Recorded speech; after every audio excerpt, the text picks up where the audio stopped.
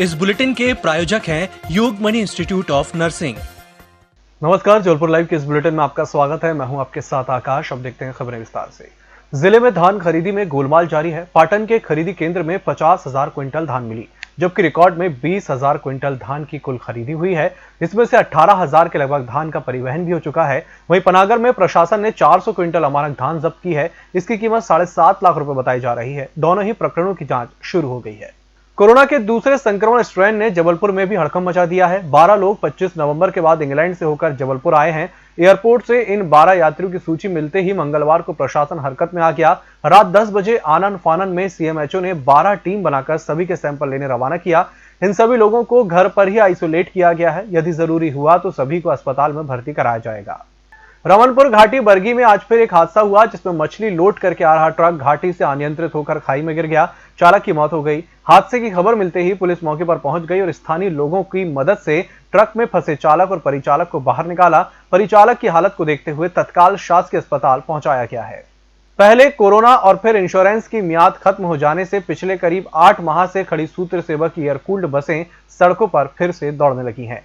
लंबे इंतजार के बाद छिंदवाड़ा, बालाघाट, डिंडौरी, सागर, सिवनी रूट पर सूत्रों की सेवा की बसों का संचालन शुरू कर दिया गया है। सूत्र सेवा की बसों का संचालन शुरू होने से उस रूट के यात्रियों को काफी हद तक राहत मिली है, जिन रूटों पर कोरोना के चलते अभी तक ट्रेनों का विधिवत संचालन शुरू नहीं हो पा रहा है। कोरोना संक्रमण की रोकथाम के बीच सूत्र सेवा की 22 में से फिलहाल 7 बसों का संचालन शुरू किया गया है। उचित रखरखाव नहीं होने के कारण चौराहों पर लगे सिग्नल आए दिन खराब हो जाते हैं। कभी सिग्नल पूरी तरह बंद हो जाते हैं तो कभी उसमें येलो लाइट ही जलती रहती है। सिग्नल के ग्रीन होने का इंतजार करते हुए लोग वाहनों में स्टॉप लाइन के पास खड़े रहते हैं, जबकि बहुत देर तक जब सिग्नल ग्रीन नहीं होता तो वह वाहनों को लेकर रवाना हो जाते हैं। इससे चौराहों पर जाम लग जाता है और हादसे होने की भी आशंका बनी रहती है। बुलेटिन वक्त तक छोटे से ब्रेक का जल्द हाजिर होंगे। Yogmani institute of nursing, Jamdar hospital, Jabalpur. Nursing के क्षेत्र में करियर बनाने का सुनहरा अवसर। प्रवेश प्रारंभ BSc nursing, post basic BSc nursing, GNM. पता 198/2 Raigwa, ward number 72, Arihant warehouse के पीछे, पाटन बाईपास चौक के पास, Jabalpur.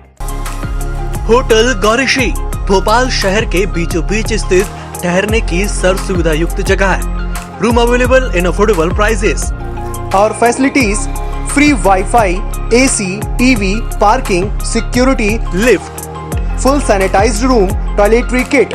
Hotel Gaurishree, hall number 8, Chittor complex, MP Nagar, zone 1, Bhopal. Phone number 7898128620। Break के बाद एक बार फिर से आपका स्वागत है और बढ़ते हैं अगली खबर की ओर। शहर में जुआ, सट्टा, हथियार, मादक पदार्थ की तस्करी के लिए चलाए जा रहे अभियान के तहत पुलिस ने 24 घंटे में सैकड़ों गुंडे बदमाशों पर कार्रवाई की है। एसपी सिद्धार्थ बहुगुणा ने सभी थाना प्रभारियों को अपने क्षेत्र के बदमाशों की लिस्ट तैयार कर कार्रवाई करने के निर्देश दिए हैं। इसके बाद लगातार कार्रवाई की जा रही है। इसके अलावा इनामी बदमाश और वारंटियों की भी गिरफ्तारी की जा रही है।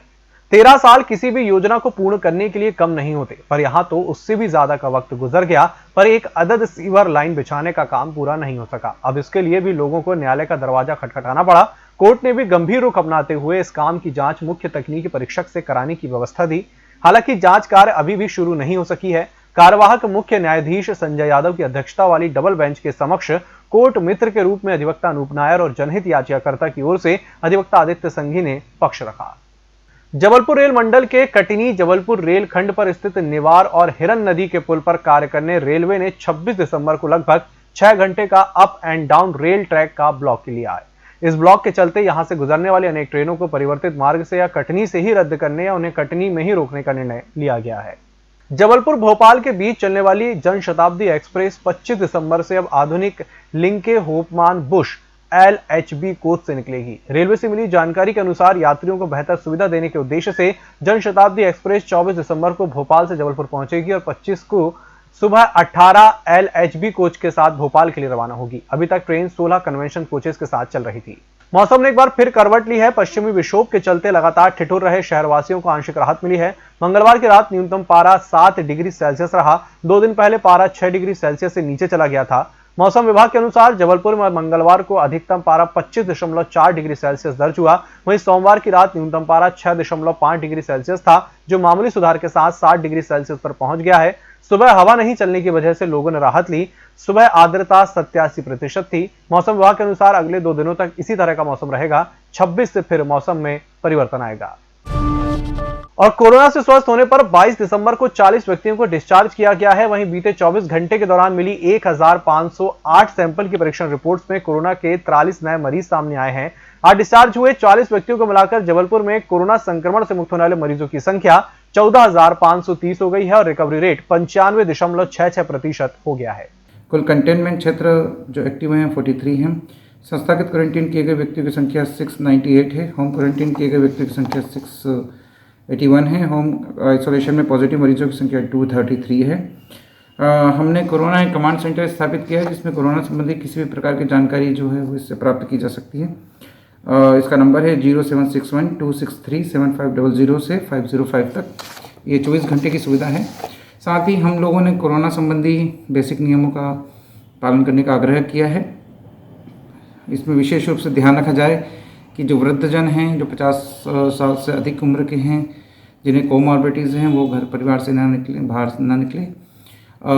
2 गज की दूरी, यदि घर से बाहर निकलना ही हो तो 2 गज की दूरी रखना जरूरी है। मास्क पहनना जरूरी है। भीड़ का हिस्सा ना बने।